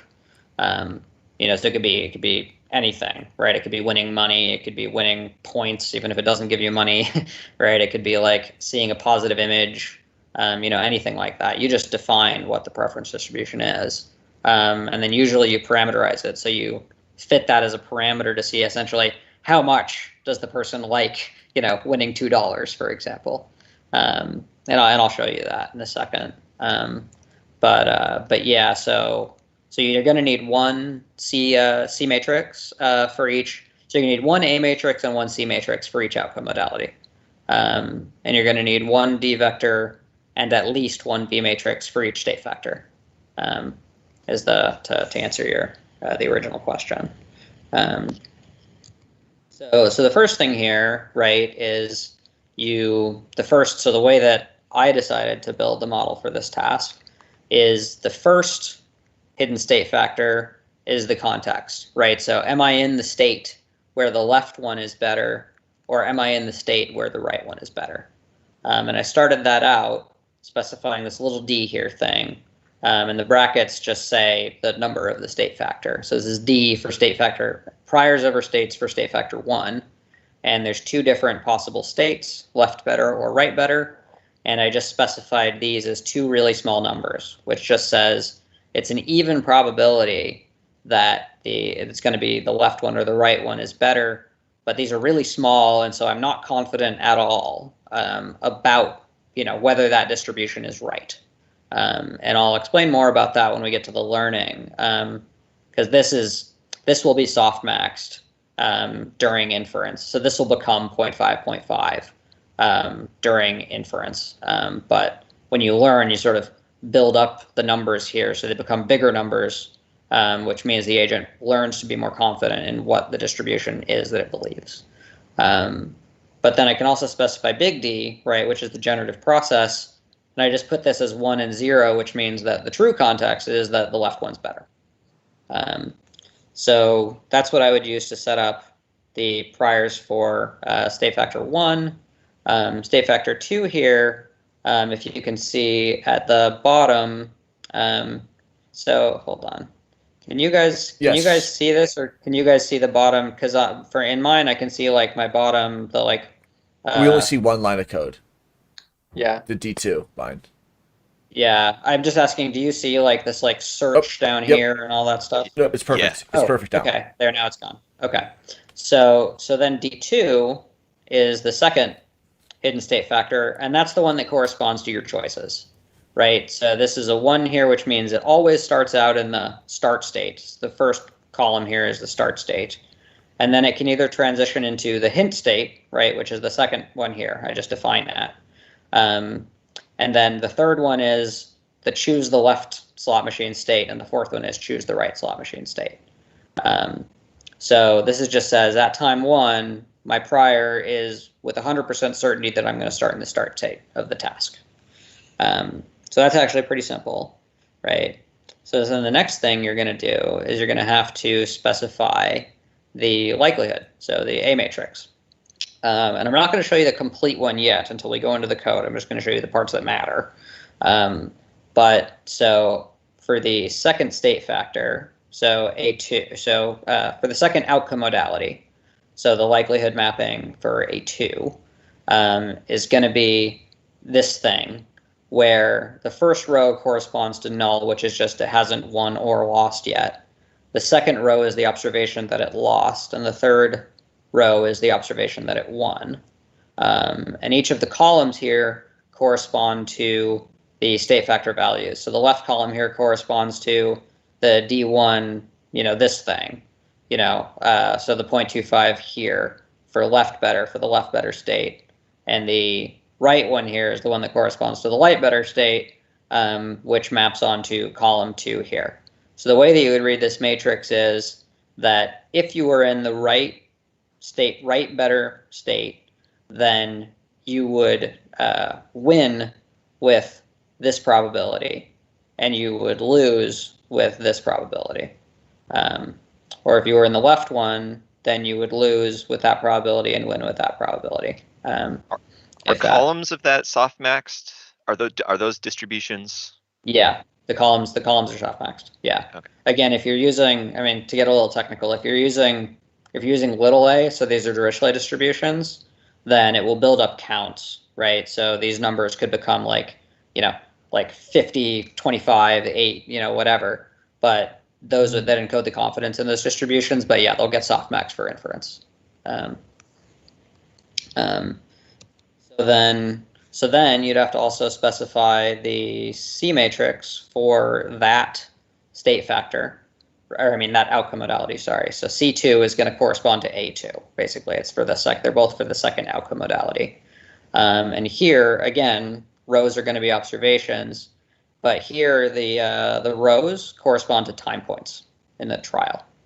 So basically, this is just saying that at time 0 or at time 1, I have no preference for anything. At time 2, I have a negative preference for losing, and I have a positive preference for winning. and this RS thing is just a parameter, right? So we can say this LA thing, so loss aversion, is 1. So it doesn't want to lose with -1, right? And for RS, we say RS equals 4, which is, you could think of as the $4, right? And then so if it observes the win at time 2, then it's going to prefer that with a value of 4. And if it gets it at time 3, then it's going to be RS divided by 2, which means at time 3, if it gets it, it's only going to win $2, right? Or whatever the relative values are for the person, right? You could fit RS for a given person to see how much they prefer $4 over 2, for example. These also in the code are softmaxed and then logged. So they become log probabilities. So that's just saying how much you dislike losing and how much you want to win. And again, you can set those as parameters. And then for outcome modality 1, which is getting the hint, right? You can have no hint. You can have the hint that the left machine is better and the hint that the right machine is better, right? So those are both observations. And then you can say, with this PHA thing, you can say basically how informative is the hint, right? Like if I observe the machine left hint, does that tell me with certainty that the left one's better, or does it just tell me with some probability that the left one's better? And here you could just set this as being, like you could just set this is like 1s and 0s to just tell you. Basically, that would just say if PHA was 1, then that would just say that the thing is 100% accurate in telling you which one's better if you observe one hit versus another. And so then the next thing, right, is you have to consider the possible actions or sequences of actions that are going to correspond to policies. And so here, the way to think about it is, so you're starting out in state 1 for state factor 2, right, the like action state factor. And you can either go from this start state immediately to choosing the right machine, or you can go immediately from the start to choosing the left machine, or you can choose to take the hint and then go to the left one, or to the right one, or take the hint and then go to the left one. So those are like those sequences of actions are the policies that are going to matter, right? They're going to encode what the agent can do.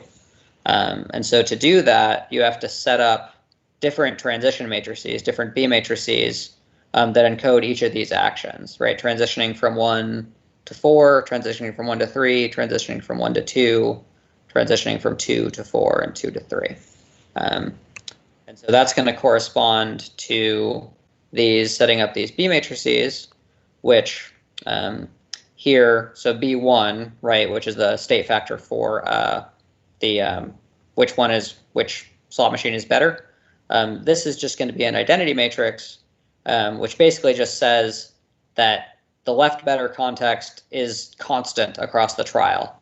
It's not as if from time point 1 to time point 2, the context is going to change or something like that, right? So it just says the belief is, and it is true that each trial has a stable identity as being the left better one or the right better one.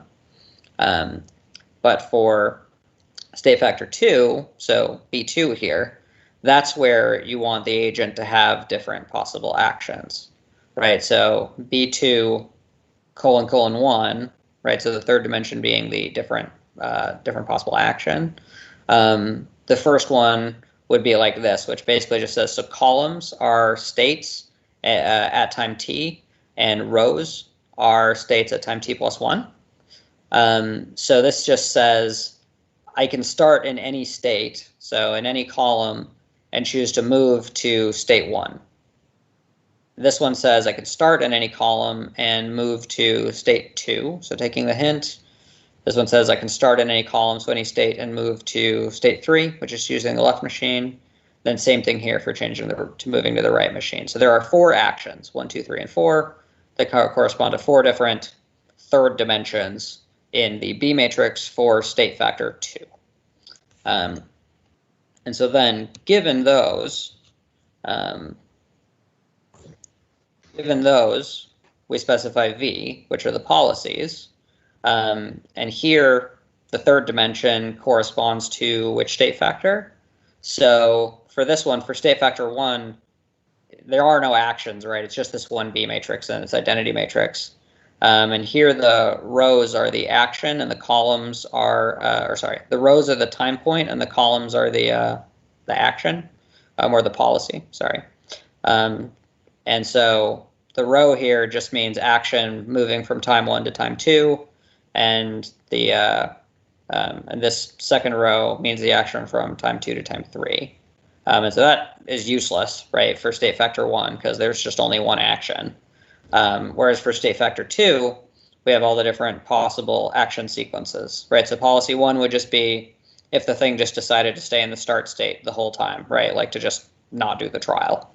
The other one would be action 2, which is take the hint, and then take action 3, which is move to the left slot machine, or take the hint to the third column, take the hint, and then move to 4, which is the action of choosing the right slot machine. And then here, this is just kind of a little bit of a trick, but you can choose to, at time from time to 1 to time 2, you can immediately choose the left slot machine and then move back to the start state. So 3 and then 1, or same thing, choose the right slot machine and then again move back to state 1. And the only reason for that move back to state 1 thing is that if you let the thing stay in state 3 and state 4, then it's as if it won $4 and then won $2 after that. So you have to kind of move it back out of the state where it would win. So then, then you've built everything really.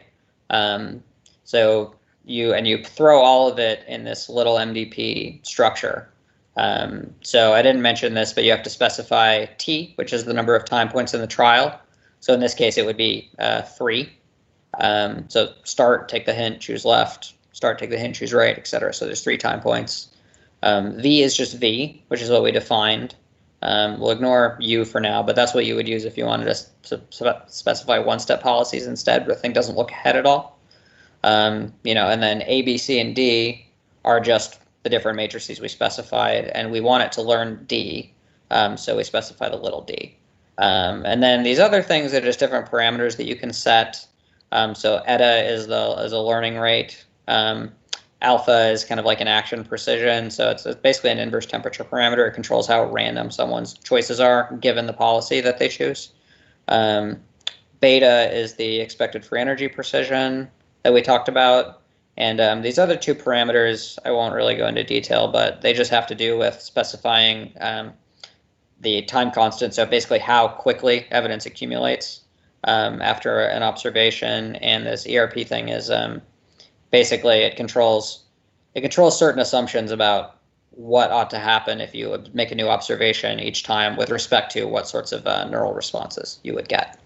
And this is all explained in the code, but I think it's a perfect pause point so that we can close within the hour and leave people with excitement for part 2. So what can they look forward to in part 2 and beyond in a minute? Yeah, so I mean, I would just say that, once you have this set up, then the next steps are to run this structure through this VBX_tutorial script, and that will actually run the model and, simulate the behavior of the neural responses. And then we'll show you how to use plotting scripts to display and show how that behavior, show the behavior that was the outcome of the simulation. And then we'll show you how the kind of structure, the MDP structure works, and then actually show you some simulation results and how they work and things like that. And I actually probably walk you through some of the actual code.